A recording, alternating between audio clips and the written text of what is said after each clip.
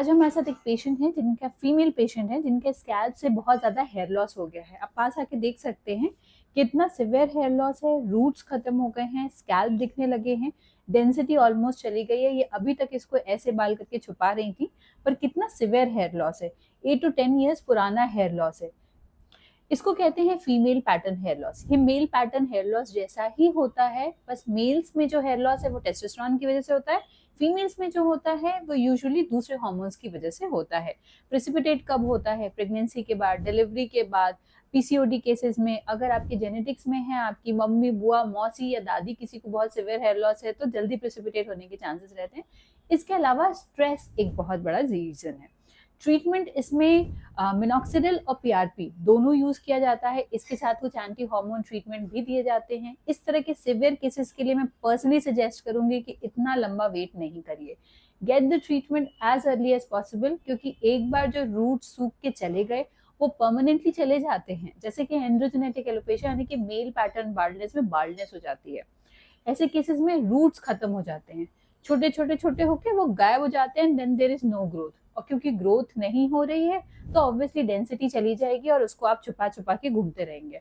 अगर ट्रीटमेंट से रिस्पॉन्स नहीं आ रहा है, वैसे तो मिनॉक्सिडिल और पीआरपी दोनों कॉम्बिनेशन ट्रीटमेंट में देना चाहिए, सिर्फ एक चीज नहीं देनी चाहिए। इसके अलावा एंटी हार्मोन ट्रीटमेंट वगैरह, और आजकल बहुत सारे ऑप्शंस आ गए हैं, आपको वो सारी चीजें करनी चाहिए। इन केस अगर उसके बाद भी आपको रिजल्ट नहीं आ रहा है, then there is another option of scalp micro pigmentation, जिसमें हम छोटे छोटे माइक्रो टैटू डॉट्स बना देते हैं, इसको कवर कर देते हैं, ताकि फीमेल्स एक नॉर्मल रेगुलर लाइफ जी सके। क्योंकि ये एक बहुत बड़ा इशू है। आपको हर कोई टोकेगा कि अरे क्या हो गया, तो बाल कहाँ चले गए या बाल बहुत पतले हो गए, तो आप इसको कवर करते रहते हैं। इसके लिए सबसे इंपॉर्टेंट जो मेरा पर्सनल सजेशन है वो है early treatment, as early as possible. आपको लग रहा है हल्का फुल्का hair loss is normal, like 50 to 100 hairs per day गिरना, इट्स नॉर्मल, उसके लिए परेशान नहीं होना है। पर अगर आपको लग रहा है कि हाँ मेरी डेंसिटी जा रही है, बाल कम हो रहे हैं, मैं हाथ डालती हूँ मुझे लगता है कि हाँ यहाँ स्पेसेस क्रिएट हो रहे हैं, आपकी मांग की जो पार्टिंग है, मांग जो आप निकालते हैं वो चौड़ी होती जा रही है, तो आपको ज्यादा ध्यान देना है, जल्दी ट्रीटमेंट लेना है। होम्योपैथी, आयुर्वेद, इन सब के चक्कर में मत पड़िए, इनसे रिजल्ट यूजुअली नहीं मिलता है किसी पेशेंट को। Go for an MD dermatologist, उनसे मिलिए, डिस्कस करिए, ब्लड टेस्ट कराइए और as early as possible treatment start करिए।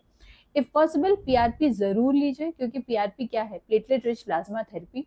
आपका ब्लड लेके प्रोसेस करके दवा बना के बाल की जड़ पे लगाया जाता है, तो ये हेयर की ग्रोथ को स्टिमुलेट भी करता है। क्योंकि कभी कभी क्या होता है कि बहुत पुराना अगर हेयर लॉस है, तो आप कितनी भी मेडिसिन ले लीजिए, वो बाल की जड़ तक पहुंचती नहीं है, क्योंकि वहां एक फिजियोलॉजिकल बैरियर क्रिएट हो जाता है which is not able to absorb all the nutrients from blood and grow.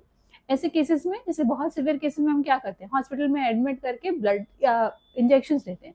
Same thing happens over here also. अगर आपको बहुत सिवियर हेयर लॉस है तो गो फॉर पीआरपी थेरेपी, झिझकिए नहीं, इसमें कोई साइड इफेक्ट या कॉम्प्लिकेशन नहीं है, कोई ज्यादा पेन नहीं है, कोई ज्यादा हेडेक वगैरह कुछ भी नहीं होता। आप उसी दिन शाम को पार्टी कर सकते हैं, अगले दिन ड्राइव कर सकते हैं, and the results are very nice.